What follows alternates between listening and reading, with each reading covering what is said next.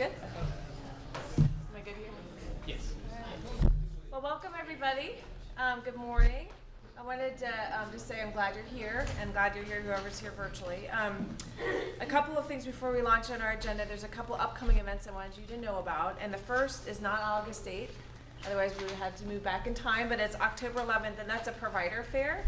That's an opportunity for you to meet and greet with SSAs and families and individuals. So there's a sign up for that. Karen will send that out with the minutes. And we have a limited number because we have limited space. So if you're interested in doing that, please sign up. The second opportunity is an advocacy summit, and that's coming up Saturday, September 21st. I don't want to waste paper, but we'll also send this flyer. Has anybody heard about this yet? A couple of you? Okay. So, and this is just an opportunity for teens, so 16 and above, and adults to learn about speaking up. We've got some guest speakers. Alice will be there. We have a couple of the county commissioners, Todd Fortune and Denise Driehaus will be there, and to kind of launch it. And then there'll be lots of opportunity for folks to discuss how they find their voice. So please, if that makes you think of somebody you serve, if you can get in there, that would be awesome. Again, it's Saturday, September 21st from 10 a.m. to 3 p.m.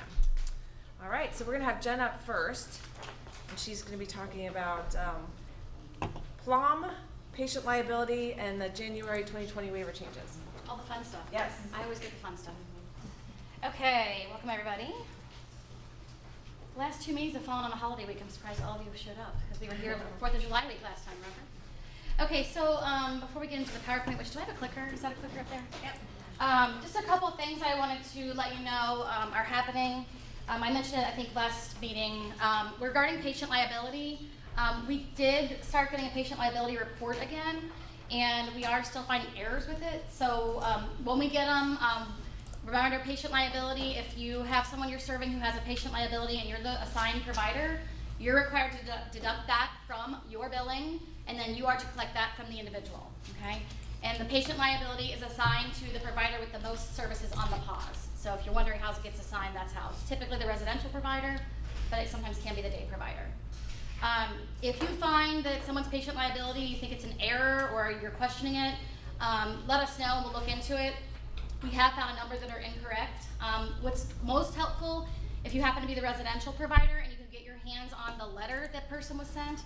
Now, if we're the authorized rep, we should have it. But if we're not, the letter they're sent that tells them what their patient liability is what we really need to get it corrected. If you need to contact us about patient liability issues, use our benefits questions email address. So it's benefitsquestions@hamiltondds.org. Karen can send that out when she sends out notes, so you'll have it handy. Any question about patient liability? PLOM.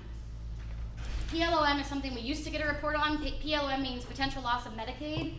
So before the Ohio benefit system took the place of CRISI in the JFS world as their IT system, before that went in place, we used to get notices. It was a lovely time when we got warning before people lost their Medicaid, and those times have long passed. So we've not been able to get that for a number of years, since 2017, I believe.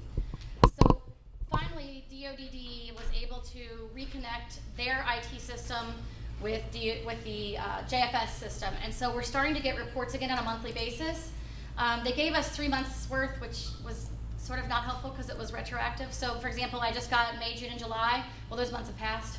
So really, it wasn't a PLOM, but at least let us know people that we should go check out to make sure their Medicaid was fixed. And some of them were not. So we continue to have a lot of problems with people losing their Medicaid, and I plead with you to let us know early and quickly. And if we're the auth rep, we can usually take care of it. If we are not, we may be asking you to help that family understand how critical it is to appeal any decisions been made. We are finding wrong decisions very often. Just a suggestion, Montgomery County dealing with the same exact conversation. I think there has to be a higher level conversation with JFS and someone representing obviously the department here. Yeah, if you A lot of the issues that we get into are everything is done on the provider side, okay, it hits the caseworker. The caseworker's on maternity leave, they reestablished the case to somebody else. Nobody picked up the case, nobody's dealing with the issue. Yeah. One person who's getting the case is untrained and doesn't understand it. Yeah, if if you couldn't hear Mark's question, or I said repeating it. So if you couldn't hear Mark's question or comment, basically he's suggesting that we have kind of a higher level discussion at JFS. We are doing that. We've been engaging in that. I'm continuing to engage in that. I just sent a list of ongoing problems down there and asked to have a management meeting with them. So we're trying our best. I will say we have not had great luck. I will just be honest with you. We're trying our best, but it's been a real struggle. They have staff turnover. Things aren't happening. One of the things I want you to know is happening, so you could help us with talking to families. When we get our notice that someone is due for a Medicaid renewal, we submit, if we're the authorized rep or if the family is, either way, the renewal packet has to go back down there. At that time, once that occurs, there's a box in the Ohio benefits system that's supposed to be checked to recognize that the process has started, and then we schedule the appointment if it's needed, and we go from there. What's happening often is that box is not being checked, and so everything's automated in Ohio benefits. So what's happening frequently, probably when I say frequently, we're getting about 40 a month. We're scheduling appointments, turning in applications, and people are still getting a letter that says, you did not cooperate with the renewal process, you're being terminated. So because they're automatically being sent out. In the old system, workers had to manually send those. In the new system, it auto-generates these letters. And so if the worker is not checking all the appropriate boxes, and there's 2 steps along the way where these boxes have to be checked, then the letters are going out. We can't see their system, so we can't even tell them, hey, you didn't check the box. We just get the letter, and we say, oh, why are we getting this? You know, we turned in the application, or we just held the appointment last week, or, you know, those kinds of things. So if someone gets those letters, if we're the author rep, immediately contact the worker on our end who's running the case. If you're not sure who it is, use that benefits email address, that benefits questions at Hamilton DDS, and then we can look into it. When we are not the authorized rep, it's a lot harder for us to help, but we will definitely try. Whoever the auth rep is has to be involved, because JFS will not talk to us directly when we're not the auth rep. But these problems continue, and as you know, it affects your billing, and that becomes a huge problem. The key takeaway is when there is a problem, even if we aren't sure if they made a mistake or not, request a hearing immediately, because that then protects you, because there's a stay in place. If you appeal within the timeline, so before the actual date, there then is a stay in place. They have to give you a 15-day notice. If you appeal in that window, there's a stay, meaning they cannot take the Medicaid away. You have 90 days once the action is taken to appeal, but there will be a gap. Now, it will likely be fixed. If within 90 days you turn everything in and complete the process, they will backdate the coverage. But for example, if June 1st comes and we haven't gotten the renewal taken care of, and the letter's issued and the action is taken, and we appeal July 1st, if we've done everything correctly within the 90-day window, they'll go back to June, but from June 1st to July 1st, you're not going to be able to bill until that gets resolved. So it's really problematic for providers. So we're doing our very best to help you, and yes, we're engaging in conversations with JFS, and we'll continue to do that. Okay, let's get into waiver changes. So we're a little early on this. We'll probably talk about it again before the first of the year, but I want to get you to start wrapping your heads around it. We're doing the same with our own staff, starting to train, talk about these upcoming changes. I think overall these are all really good changes, but of course with change comes complication, as always. So let's talk through some of the things we're going to be dealing with. So here, and actually this presentation is from the department. They let me have it, so I'm just using it instead of making my own. They're changing a couple of things in the main rule, that the documentation and payment services rule that is overarching for multiple waivers. So they're going to be updating the DDP ranges, and they're going to be updating the level 1 cap, and these are all things we have to do in response to the upcoming rate increases for HPC, okay? I want to talk a little bit about that updated DDP ranges. So we have the table of what is proposed. It's not passed yet, but what it's proposed to be. And what I want you to know is there are going to be 2 rate changes, 2 rate increases. One, January of 2020, one, January of 2021. So to save everyone time on the IT side, and for us as well, the department is only changing the DDP ranges once. So what you're going to see is DDP ranges that will reflect the 2 rate increases, okay? But what I'm asking for your help with is helping people understand, and helping your staff understand, that we are not going to allow people to go beyond the 2020, what would have been in 2020 had we only increased it enough for that year's rate increase. So the DDP range is going to show a little more room, but if we go all the way to that cap, when the second rate change comes in 2021, people will not have money in their budget. They'll have to cut services. That's not our plan, okay? I think it's most important for new waivers that you understand that. We have a lot of new waivers coming into the system. We're going to continue to have that throughout the remainder of this year. For people who are existing on an IO waiver, this really shouldn't be an issue we're talking about, because regardless of the funding range increasing, we should not be increasing services unless there's a change in the assessed needs. This change in the DDP caps and these other rate caps we're going to talk about for the other waivers is not to get people more services. I want to be really clear on that. It is not for that purpose at all.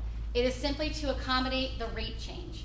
So if someone gets 15 hours of HPC right now, they should get 15 hours of HPC in 2020 and 2021 unless their needs change. This is not an opportunity to add services. That's not what this is about at all. And sometimes we know we work with folks who sometimes don't understand how these budget caps work. So I'm asking for your help in helping people understand how this operates and why we're going to be approaching it the way we are. The proposed level 1 cap is to $67.50. Again, same thing, simply to accommodate the rate increases that we're going to talk about here in a minute. Self-waiver has its own rule related to its budget caps. So for adults, the cap's going to go up to $45,000, kids to $30,000. Again, simply to accommodate the rate change. No other reason for this increase. The other thing they're going to be changing in the self-waiver is they're going to update references to assistive technology. It was referencing some old rules and old language in there, so they're just changing that to reflect the current terminology. Any questions about the caps before I move on? Nancy, anything else you want to point out to providers about caps? So also, and we'll get into the rate changes here in a minute. When we talk through this, one of the things I want you to be really well aware of is when they change the DDP ranges, when they change these caps, and when they change rates especially, that requires our staff to go in and manually touch every pause. So for our county, that's, want to guess? 600,000 pause?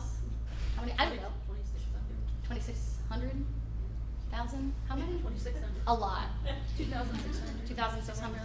We have to touch everybody's pause. So we have roughly 3,000 people on waivers. We've got to go in and touch every single pause line if the service is there and recalculate those costs. So the department says they're going to have it ready 10/1. Knock on wood. We're testing. They're going to have the 2020 rate 10/1. They said they will have the 2021 rate in by February of 2020. Oh, great. So the spans that go cut across will. So when we So if start doing plans. if you couldn't hear that, they're saying they're going to have the 2020 rate increases effective in the system on 10/1, and then in February of next year, they'll show the 2021, which is good because, as you know, as we get further into the year, we'll have people whose services, because of their span year, go across that time frame. So we are in the testing group, so that's good. We'll at least help them work out the kinks. We're waiting for that to start. So hopefully 10/1 will start this work. Okay, the rates are going to be increasing. We've talked about this in here before. I know Jamie has talked to you all about this. This was really a push for providers. This is good news.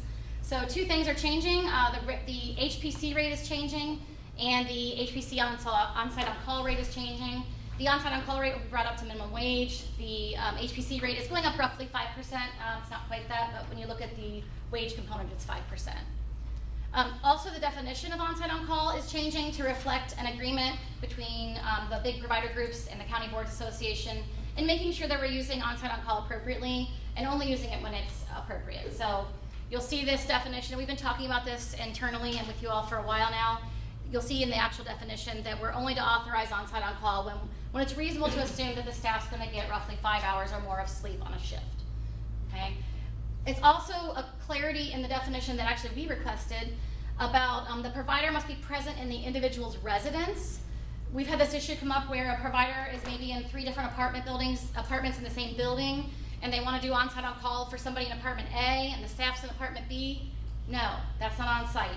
That was a continual battle. So it's now clarified in rule, you must be within the residence. So if it's person in unit A, the staff has to be in unit A, not down in unit B. That's not the residence. Okay? Other questions about on-site on-call or the rate changes? If you look at in the proposed rules, I'm pretty sure they have them posted now with the rates, so you can see exactly what they're going to be. Do you remember what the unit increase for us with our? I don't remember either. It just came out. PDHPC, same thing. Those rates are going to increase as far as the minimum, and then you can see some with the ratios. Again, same thing. The definition of on-site on-call will be reflected in the PDHPC rule as well. Anything further about the HPC rate increases before we go on to talk about non-medical transportation?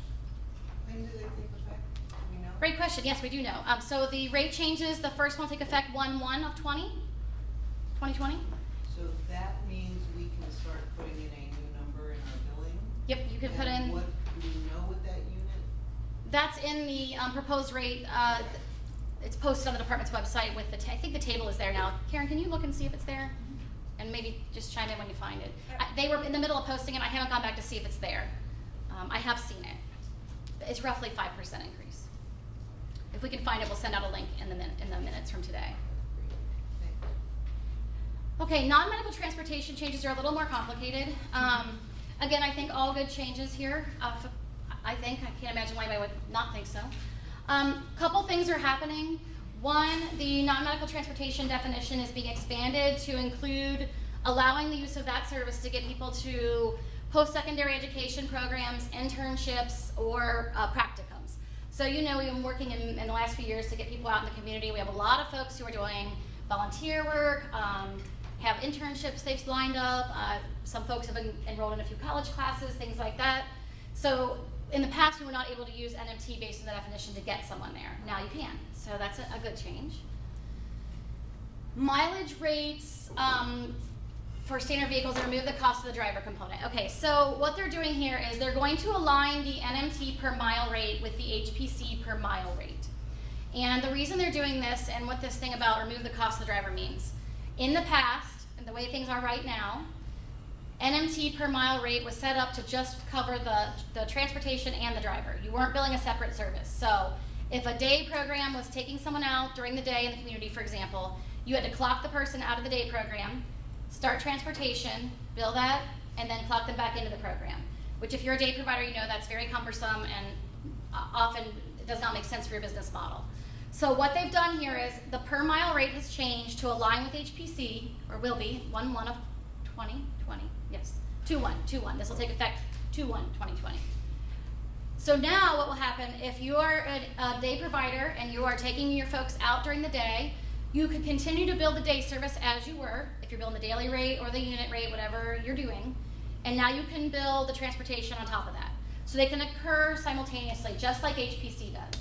So if someone's doing HPC and they drive an individual to the grocery store, you continue to bill your HPC and now you add the mile rate, right? That's how it's gonna work in day services now. So if you're billing for day services and you're going out in the community, you can bill on those miles and continue to bill your day service at the same time. So that's a great change, okay? They're also, for the per mile rate, going to create an add-on for people who require modified vehicles. I wanna emphasize require, because just because you're using an accessible van, if Nancy doesn't need an accessible van, she's not going to get the add-on. So, that's not going to be advantageous to a provider to use an accessible vehicle and to get to bill for that rate. It's about the person. Does Nancy require the adapted vehicle? If so, then the rate applies. We don't have details on how this is going to work yet, so stay tuned because we're kind of questioning how that's going to work operationally. We're not really sure yet. Remove the per passenger requirements for billing the per trip rate. I'm just here to tell you that that's a rule that no one's following anyway. Ask our QA people and from our funding people perspective. When you're billing the per trip rate in the current model and the current rules, you're only supposed to be billing per trip if you're using a 9-passenger or larger vehicle or an accessible vehicle. People are billing the per trip rate and using cars all the time. Technically, you're not supposed to be doing that. But they're removing that in the upcoming version of the rules, so it'll no longer be an issue. We knew this was coming, so frankly, we have not been policing it because we don't have the time and we knew this was going to change. So Is that for vocab also? that's what we're talking about. Okay. Yep. Any NMT related to any day services, the back and forth. So the idea with this model, just to get at kind of the big picture of what's going on here. In the end, where we hope to get to as a system is a system where transportation is transportation. It doesn't matter if we're taking Nancy to the grocery or helping her get to her day program or we're going to the doctor. Why does it matter? Okay. Right now it matters because of how our budgets are set up. The end goal eventually is to get to that point where transportation is transportation and people have a budget and we do whatever we need to do to get them where they need to go within their budget. This is an interim step. So the way this will work when this new rule goes into place, the idea is we still have the per trip rate, which in the beginning when it was designed to get people to and from a day program. That's really what that model was for. But what we've added on is the ability to bill during the day for the mileage rate, okay, to accommodate, typically people are taking one transportation provider, getting to their day program, and then usually it's the day provider if you're going out during the day, right? Now some day providers also do the to and from trips on the front and back end of the day, and that's fine. But this is allowing us to have a model where we have per trip, a budget that accommodates per trip to get to and from. Some people have trips that are cost more than others. And then what they've also done, you'll see this here, is they're gonna be adding $580 to each person's NMT budget to allow for that middle of the day transportation. So if you are a provider who's taking folks out during the day, which is great because that's what we wanna see, now you can bill that and get reimbursed for it. We know from talking to providers that many, many providers were just eating that cost. So hopefully this will be, I know it's not a lot of money, but at least it's something to help you cover the cost. It also removes that administrative burden of having to clock your person in and out of day program because that's just not reasonable. You know Mark? the code is gonna change on that in the middle of the day code, We- because obviously transportation needs to be steep transportation. Now you've got a middle of the day where they're typically in a day program, and if they're taking them out of the community, they're just billing. As far as I know, the NMT per mile rate will still be the same code. Have you heard any differently, Nancy? So we have an NMT per mile rate already. The question was, will that code change? So we already have that rate. I'll tell you, there's very few people billing that in our county. How many would you guess? Less than a dozen. Okay. Hardly anyone's billing the NMT per mile rate right now. Less than a dozen in our county. It might even be less than that. So if you start doing this next year, when it goes into effect, you're probably just going to use that same code. Mark, I haven't looked to see if they've come up with a new code, and I don't think that's out there yet. Okay. As far as I've heard, no. But there's going to have to be some sort of an add-on. I don't know if we're going to have to authorize it or if it's just going to be a modifier to the rate. I'm not sure for accessible vehicle usage. Does that help? It's an answer best I can give you. But as we get updated, we'll make sure we share that. Anything else about these changes so far about NMT? I just need to ask, so if you're currently transporting in a 12-passenger vehicle, Mhm. you don't have to anymore, you can transport in a minivan? You got it. So if you couldn't hear the question was, if you're currently using, say, a 12-passenger van to get folks to and from, and you were doing that and you were tapping into that per trip rate, the question is, can you just use a car and still now tap into that? Yes. Effective. That part of the rule is going to be effective 1/1/2020. The only parts that are not going to be effective till 2/1/2020 are the rate changes and the budget increase because they have to get the IT stuff ready. It's not going to be ready for 1/1. Mark? But I believe the requirements that go with the billing per trip cost go back to the qualifications of a driver. That would have to be, so even if you're billing a per trip in a non-modified van or small vehicle, I believe the requirements for that driver still remain per trip cost. So his point is, he thinks the driver qualification, I do believe the driver qualifications remain the same. That was his point, question / comment. I believe that's correct, but I'm gonna put the QA people on the spot. The driver requirements for NMT per trip and per mile are the same, correct? Yeah, that's what I heard from Warren County at least. Okay, so what we're hearing is that the requirements for the per trip and per mile are the same for the driver. So to my knowledge, they're not changing the driver requirements for NMT. So make sure you look to that rule before you start providing the service. That's a good point. Yeah. To build the per mile the middle of the day, Mhm. can you use a 12-passenger vehicle, or does it have to? My understanding is there's no restriction. The question is if you're doing the middle of the day to build a per mile, can you use a 12-passenger vehicle? My understanding is that there's not going to be any restriction on the type of vehicle. You can use a car if that's appropriate. You can use a larger van if you're going out in a group. My understanding is there's no restriction. It's to make it easier, so I can't imagine they would put a requirement. Sure. But I have not seen the draft of that yet. Any other questions?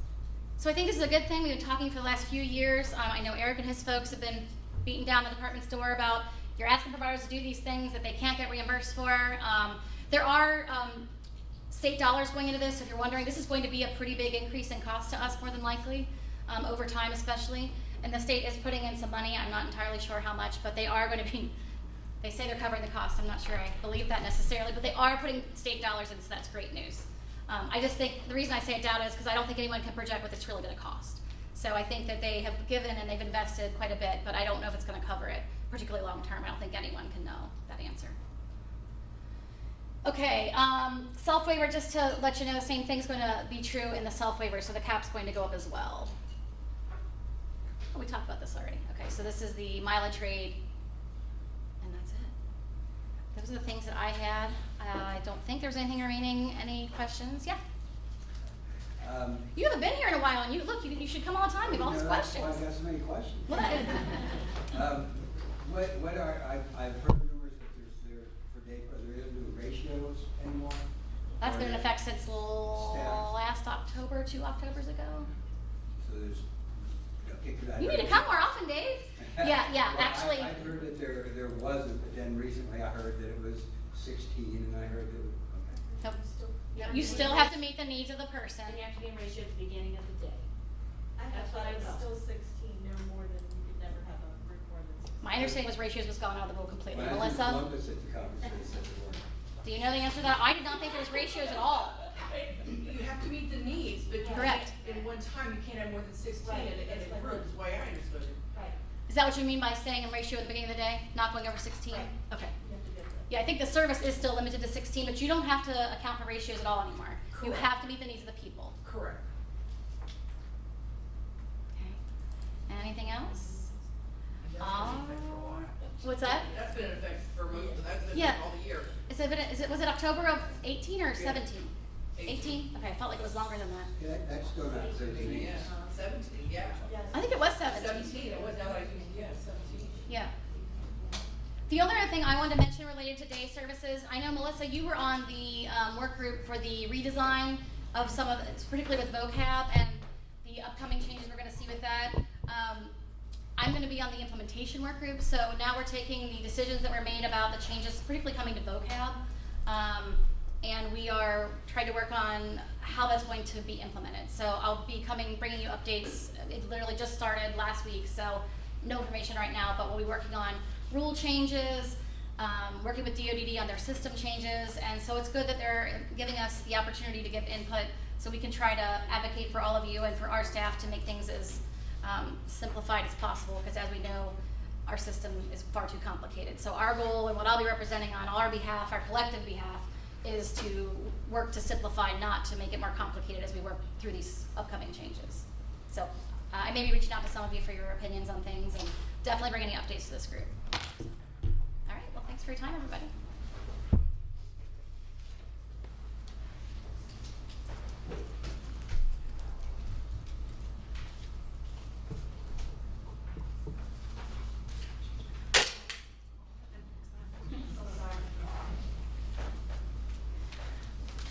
All right, someone had a question about the rate changes for the HPC, I think. For independent providers, it was $449 a unit in our county, and it's going to $517 a unit. And for agency providers, it was $520 and is going to $570. So those are the two changes. While Jen gets me fixed back up and the PowerPoint switched over, hopefully, Dawn mentioned the provider fair. There's currently, the registration's not open for providers to register, but once we get information about who to contact, how to contact, we'll send that out to you all. Matt. Regarding the provider fair, I did want to make clear that this time it's going to be a little different. If you've been to the provider fairs in the past, it's not going to be here, it's going to be down the street at Fairfax, so we've got a little more space.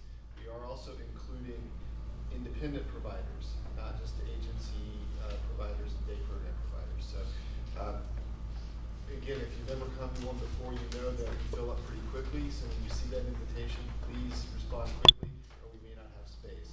We are also giving priority to providers who weren't able to attend last time because we ran out of space. So just FYI. Thanks, Matt. Things we're hearing on our end from providers. Typically, when you turn in your provider cert for renewal, it's not the best view, I'll admit that. I don't know what's going on here. The IT trick. We are hearing that provider certification is taking longer than 30 days. So when you submit your material, it's taking longer than 30 days for DOD to do that first review. So obviously, if there are corrections that need to be made with your certification, it's taking longer once those are resubmitted as well. So once you, like if you forget, like you have an outdated license, for example, and have to resubmit your license, it starts back at the end of the queue. So that also will take another longer than 30 days. So make sure you have 90 days to complete that. or you can start submitting your certification paperwork 90 days in advance. So make sure you have things ready and start doing that. Do you want me to try resaving it as a PowerPoint? I don't think it's it, because look, it's showing the screen that way too. Okay. Well, I sent out these handouts before, and I'll also send them out with the minutes. I wanted to share some things on complaints. You know, I like to keep with the trend of sharing everything positive in this world. But, you know, sometimes you gotta do what you gotta do. So my area, the quality team, frequently, periodically gets complaints. So a complaint is anyone at any point can send a complaint to Hamilton County DDS, and we feel that it deserves a response. So my team gets those. We sort of have a formalized process. On our end, we have a form that we complete called STD-024, and basically we just get information. It can be anonymous complaints. The reporter can give us more information and just sort of tell us what's going on, what are they concerned about. And my team of 3 quality reviewers typically is the ones that review those complaints. So this is our complaint process. It's a little flow chart, which is difficult to see. But we first get a complaint, and then we try to make sure what's the scope. If it's an agency provider, is it just one house that's really struggling? Maybe they're having trouble, providers having trouble keeping staff in a house, and so somebody's concerned. Or is it the whole agency that's experienced it? Is there sort of a glitch or a management issue that we need to address? So we try to figure out the scope, and we also try to validate it. We actually get some concerns or complaints from former staff members, so trying to figure out, is it really a true complaint or is it somebody that's just disgruntled? So we try to we may ask for documentations from a provider, we may ask for information, typically, or we may go out and meet with a provider. We typically just try to figure out what the complaint is and try to resolve it. If at any point we feel that we're getting multiple complaints on the same issue, we continue to meet with the provider and we say, hey, you know, what's going on? How can we support you? This is what we recommend. If we don't really see area for improvement, that might be a point where we reach out to DODD and say, what should we do next? Which we don't do frequently at all. Just for scope-wise, we have, I believe, over 850 providers, 862 providers in Hamilton County. And that's 314 agency providers, 548 independent providers, so very few complaints across the board considering how many people are receiving services and how many providers are out there. I know this is difficult to see, but this is a graph of how many complaints we've received. In 2016, we were under 20 complaints a year. 2017, I think it just spiked a little bit, the way we were looking at things, tracking things, documenting things, and we had over 60. Last year we had close to 80, and this year, mid-year, we were at 27 complaints, so it's back down just a little bit. This is going to be challenging to see it up as well. The blue, this is the complaint referral source. So most of the referrals for complaints come from SSAs. That's not saying that they're complaining about a provider or service, but they're the ones that often receive the concern from family members or individuals. So whoever's filling out that form, we typically count as the referral source. Other referrals come from other employees at HCDDS, so MUI, MUI hotline. Former staff is the yellow percentage, and Dawn, this is really hard to see. Do you think we should just table it for next time? We're gonna try this. Okay. There we go. It's the impact of hurricane Dorian. Yeah, it's, That's right.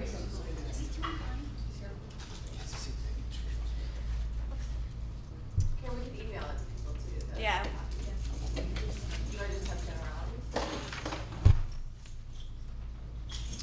all right. Seeing very little improvement.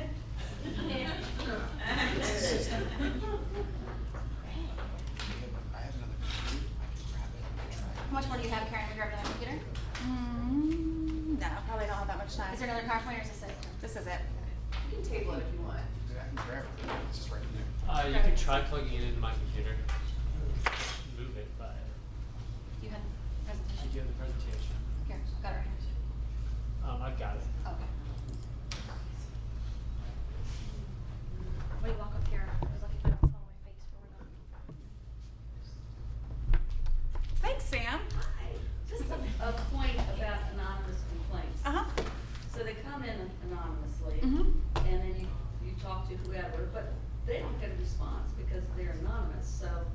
lot of work going into either defend it or say that it's not substantiated.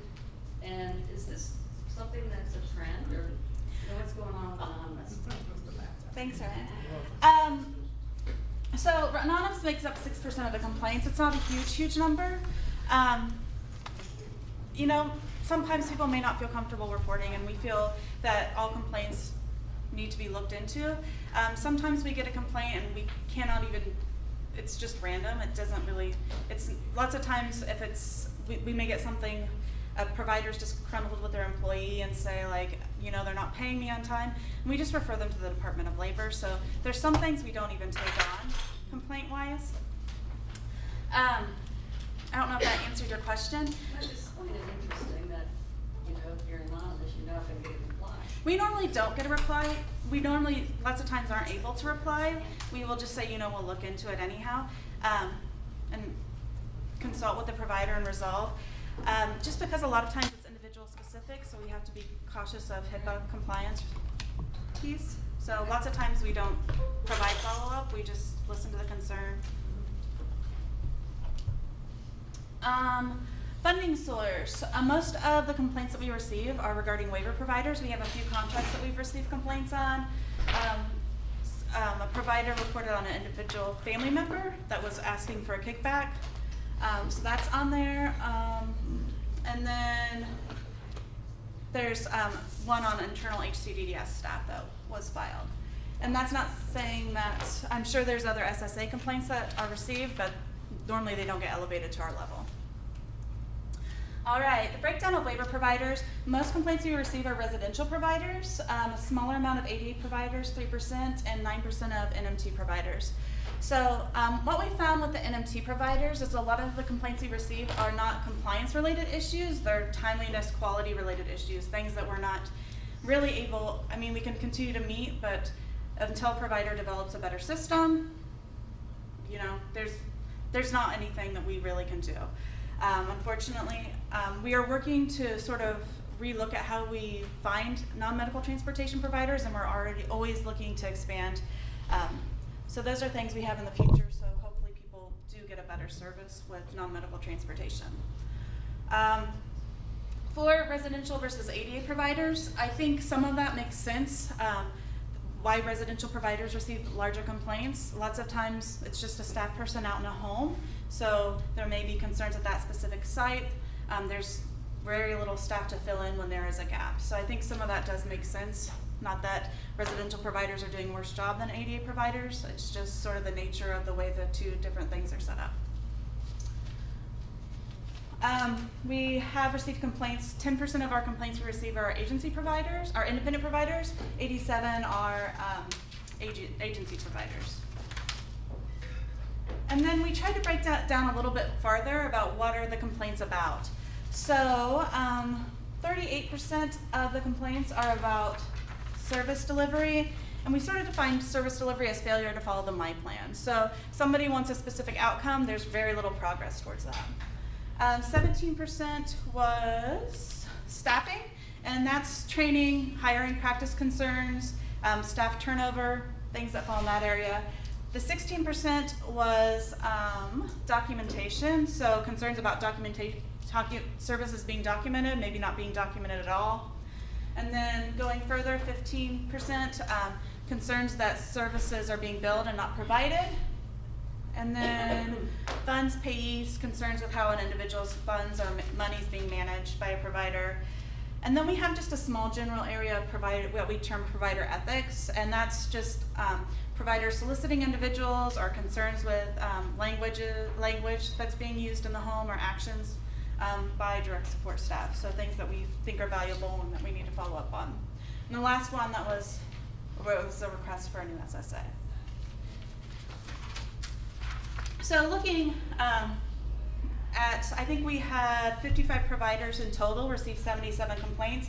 So most people just receive one complaint. It's not a huge deal. Things that we just consult with, they get better, not a big deal. We had 6 providers that received 2 complaints. 1 provider received 3 complaints. 1 also received 4 and 6, and 1 received 7. So when you start to see multiple complaints, it could just be indicative that it's a larger provider that's serving a lot of people, maybe with a lot of high-risk individuals, or it could be more indicative of issues. So depending on what the issues are, if they've not been resolved, this might be a point with the larger number of complaints that we would say, you know, do we need to go out and do an unannounced review? Or do they have a review coming up that we can look at these specific areas that we have concerns about? Overall, we feel like we have a really strong provider community, and we know things are going to happen. We don't really get concerned about that. It's really our initiative, our theory, led by Dawn, is to really consult with providers. We don't think opening a special review every time you do something wrong is the way to go. We don't think that's helpful. We think it's a waste of time, and we don't think it helps the morale between all of us. So I wanted to share that. We also have a new provider documentation guide. I sent it out in the last provider newsletter. It's on our website. So if you go to hamiltondds.org/providers and click on compliance, Angie Lewis, who's here, she doesn't really want to wave, but she's smiling, updated the guide just based on the new My Plan, just to make sure everything's current. So it's located under tip sheets, under compliance and documentation. The other thing I want to highlight is also on the provider page. There is training. We list all of our trainings that are available. If you want a one-on-one consult with one of our QA reviewers, we're always happy to do that as well. Just reach out to provider support at hamiltondds.org. Anything else? Any questions?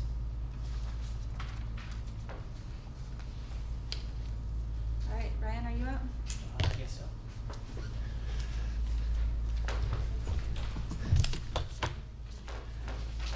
Good morning. I am here to provide a quick update on where we are with the levy process. As you know, every 5 years we have a levy that has to go up for renewal to make sure that we keep our funding going. So I think I last talked to you guys about this at the beginning of the year, so there's been a lot of activity since then. The first part of that process at the county is called the tax levy review process.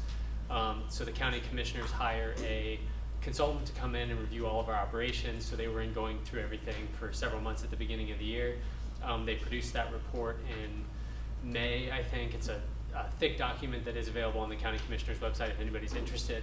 But basically it had positive things to say about us. It had a few small operational things that we can do to improve that we are certainly going to implement. And then we had some public hearings that some of you came to, so thank you for coming out to the hearings and showing your support. We had one with TLRC, which is the actual committee of volunteers that reviews that report and makes their recommendations. And then we had another one with the county commissioners, and that was 2 or 3 weeks ago, and they voted to put the levy on the ballot. So it's now at the Board of Elections. We will get an issue number this Friday, so you'll start seeing lots of stuff at that point with our number on it and with all kinds of information. The important thing for those who haven't heard is that the levy is a flat renewal, so it means it won't increase our funding, but it also won't increase what taxpayers have to pay. And it means that the levy campaign can say it won't raise your taxes, which is always an important thing when that comes out. As far as the campaign, there is a finance committee that has been meeting and raising money right now. I know a lot of providers have donated to that campaign, and they're very happy with that. And they've still got several corporate asks and corporate donations that they're pursuing. So that's moving along. The grassroots committee has just started meeting. I know some of you in the room were at that meeting. If anybody's interested in being a part of that committee, talk to me afterwards and I'll make sure to get you on the email list. They'll probably only meet one more time before the election. This is kind of a lower key campaign we've done in the past, but a lot of the stuff that committee will be doing is yard signs, volunteering outside the polls on election day, honking waves, all stuff that happens pretty late in the process. But if you want to be involved with that, we'd love to have you, so just talk to me afterwards. And the big important thing is that turnout this election will be very important. That's what the committees, both the fundraising committee and the grassroots committee, will really be focusing on, is in an election like this when there's not a ton of stuff on the ballot, making sure that people like us who know that this is important get out and actually vote. So that'll be the focus. Anybody have any questions? All right, thanks. Okay, I think that's it. Anything Just else? throw Any other on the end of that as well. Yard signs will start being available in about 3 weeks, so I'm sure you will all hear about that when that time comes. Yeah. Yeah, and thanks again for all the help that you have already done and are doing for the supporting the levy. Anything else? Any other announcements? Things that we need to know about that are going on right now?